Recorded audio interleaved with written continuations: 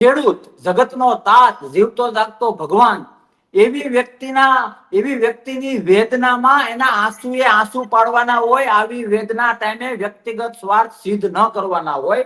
અને હું તો રૂલિંગ ગવર્મેન્ટને પણ કહું કે બુદ્ધિનો છાંટો હોય અને ખેડૂત પ્રત્યે કઈ સંવેદના હોય તો આ માવઠામાં મેં તો નજરે જોયેલું છે, હું ખેતરોમાં ફરેલો છું હમણાં, કે એ ખેડૂતોની હાલત શું છે. મેં પોતે ખેતી કરેલી છે.